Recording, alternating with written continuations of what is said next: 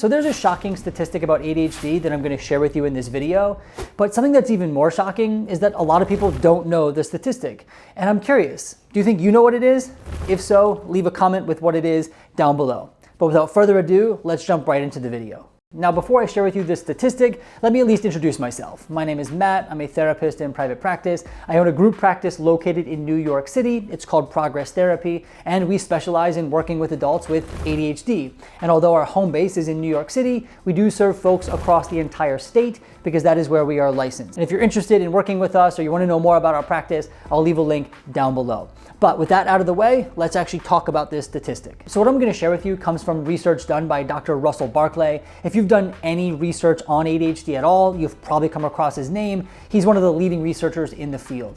And what he has found is that people with ADHD have a reduced life expectancy by about 9 to 10 years on average. Now, this is shocking in and of itself. But the fact that a lot of people don't know about this is also shocking because the implications of this are huge, not only on the individual level with how we treat individuals with ADHD and help them and treat the condition, but it also has huge implications on a much larger scale, a societal level, a global level, in terms of how we treat ADHD from a public health perspective. Now, the focus of this video is going to be predominantly for individuals. I'm assuming that most people watching this are individuals curious about ADHD, who have ADHD, who are thinking about ADHD.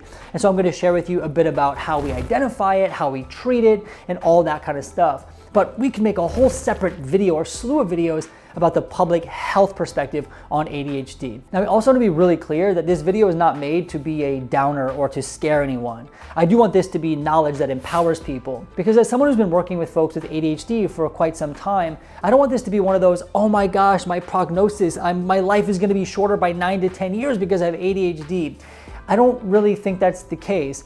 In many ways, I've watched a ton of people manage ADHD well, live productive, healthy lives that they're truly proud of, because I do truly believe that if we manage our ADHD well and we treat it effectively, then this might not be a stat that we have to worry so much about. And I say that as someone who's working with folks with ADHD day in and day out. That is my anecdotal experience, and that's partly why I do what I do. I want to help people live longer, productive, healthier lives. Now let's talk a little bit more about how we can do that. So the first thing we actually have to talk about, though, is why ADHD might cause a reduction in lifespan. Because it's not so much that I have ADHD, so therefore now I have 10 years less to live. It is not like that at all. What we have to actually think about is what ADHD does to someone. Like, what is it impacting? Now, as a preface, I could make this really complicated and we could talk all about the research and things like that, but I want to make it simple for this video. And at the end of the day, ADHD impacts decision-making, executive functions, right? And those all are related. And Dr. Russell Barkley, another person named Dr. R.A. Tuckman, say that ADHD impacts someone's ability to take intentions and turn them into actions, right? Again, very simplified, but let me say that once more. ADHD impacts someone's ability to turn intentions into actions, right? Now, ADHD is going to impact things like memory, impulse control, decision-making, cognitive flexibility, goal setting, a ton of executive function. And in many ways, this impact ADHD has on decision-making is part of the reason why it leads to a shorter lifespan. And let me just give you a really quick example, totally hypothetical. Let's imagine someone with ADHD also has something like high blood pressure or diabetes, and they require a medication regimen. Right? Maybe they have to take a medication once a day or whatever the case may be. Now, ADHD is going to impact someone's ability to remember to take medication, right? Or it's going to impact their ability to set goals to lead a healthier lifestyle. And in that regard, the ADHD is going to impact their ability to follow through on the treatment regimen for that particular health issue, which can then lead to greater complications. And another example, totally hypothetical, is that we know ADHD can impact impulse control, and so you see more people with ADHD engaging in more risky behaviors, something like substance use or high-risk activities, something like that, which then also can lead to a reduced lifespan. Now again, these are just examples. I think it helps us understand that it's not just ADHD equals 10 years less to live, but it's ADHD impacts executive functions, impacts decision-making, goal setting, intentions into actions. It's hard to do, and so that is what then leads to a reduced life expectancy. So then what do we do? How do we not just become part of this statistic? And I want to break this down into a few steps. The first one is identification. I think the number one thing we have to do is identify ADHD as early as possible, and we also have to identify ADHD accurately. Now, these things are not happening, and we can talk about this again on a societal global scale. We can talk about this at the individual level. But again, for this video, we're gonna focus on the individual level. So then how do we properly identify ADHD?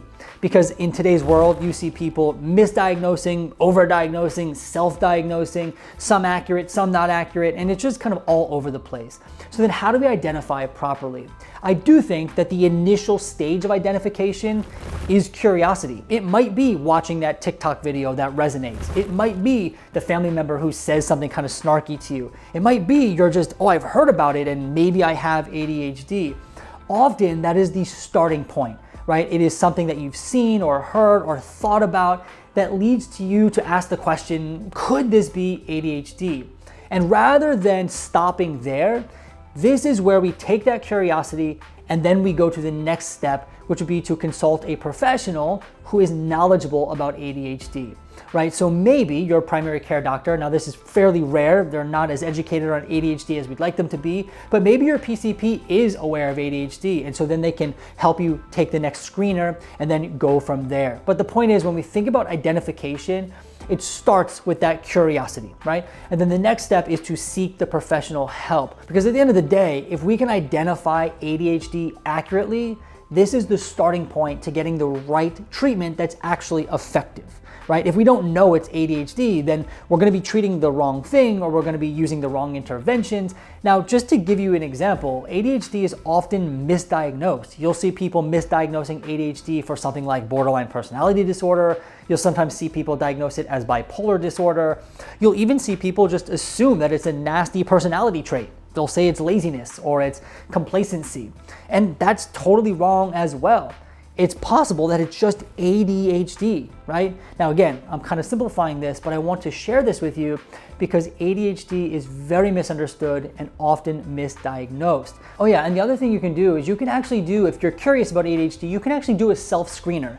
Now, caveat, do not use a self-screener as the truth. If you do a self-screener and you score high on it or positive on it, whatever, however you score on it, do not say I have ADHD. We take that self-screener and then we bring that to the professional as well. But I have found that if we are curious and we're waiting for a professional who's knowledgeable, in between we can do something like a self-screener.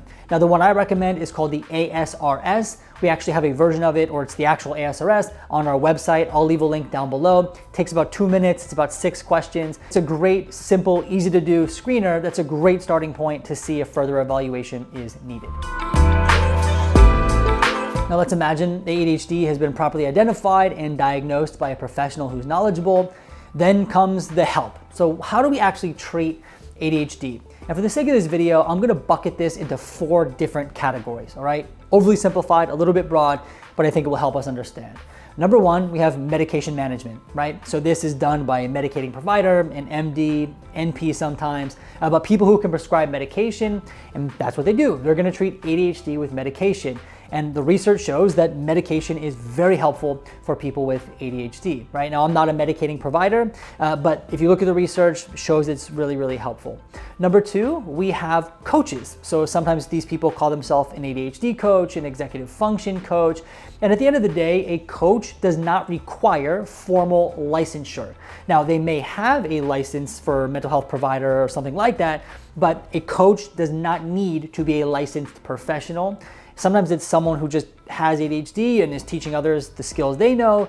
Sometimes it's someone who has just gone into coaching. I mean, you really don't know, but coaching is not a mental health service if you look at it from a legal perspective, right? They're not able to diagnose or treat mental health conditions, and ADHD is considered a mental health condition. But coaching is one of those buckets, and a coach might teach practical and tactical skills, maybe like how to organize your file or how to use a calendar, things like that. From there, we have therapy, right? Now, this is where we would come in. We are licensed mental health professionals. We are able to do practical, tactical skill building, but we're also able to diagnose. We're able to treat mental health conditions with evidence-based practices like CBT and DBT. And the other bucket I would consider self-help. So watching YouTube videos, podcasts, reading books, this kind of thing. And I do put this in its own category because occasionally that's all someone's engaging in.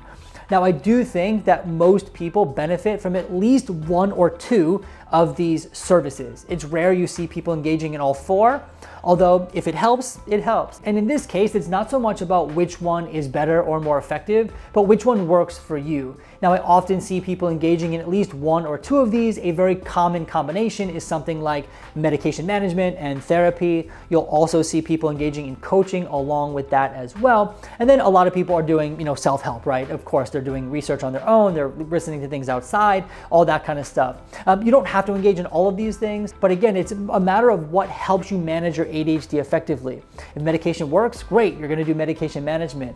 If coaching works, then great, you'll be involved with a coach. If therapy works along with both of those other things, great, you'll do all of it. Now again, people's resources are limited. Not everyone can engage in all of these different things, but we do want to engage in treatment for ADHD because it is very helpful in managing it well. Now, I didn't say this before, but I wanted to make a point to mention it in this video, that we do believe that knowledge is truly helpful in managing ADHD well, right? So we are a huge proponent of educating clients on ADHD, hence the reason we're making this video here. Not just knowledge about skills and tools, but knowledge about its impact, knowledge about what it's doing to someone, how it affects executive functions, all that kind of stuff. I'm always encouraging clients to read, to watch, to listen, especially and mostly from reputable resources, right? And I do think that the more you know, the better off you are when it comes to ADHD. So hopefully a video like this helps you with that kind of knowledge. And at the end of the day, I really do want you to empower yourself with as much knowledge as possible about ADHD, because in many cases, you're gonna have to be your own advocate. And as this video comes to a close, I wanted to end on an empowering and encouraging note. And as I said before, we work with folks living with ADHD day in and day out. And I do think, and you might call me an optimist, but I do think that if we manage our ADHD well, which I see people doing, managing it very well, living healthy lifestyles, productive lives, lives they're proud of, doing great at work, great in their family, I see it. People living with ADHD, living a wonderful life. It is truly possible. Again, you might call me an optimist, but I see it and I believe it's true that if we manage our ADHD well, it's not off the table. We can do it. And that's partly why we do what we do. We really like to be a part of people regaining control of their lives, taking ownership and effectively managing their ADHD so they can live a long and healthy lifestyle. At the end of the day, I hope this video empowers you with more knowledge. I hope you learn something. And if you're interested in learning more about our practice or you want to work with us, there's a link down below in the description. And just as a reminder, this video is not any sort of clinical or legal advice. This is simply made for educational purposes. But I hope you learned something. I hope you enjoyed the video, and we'll see you in the next one.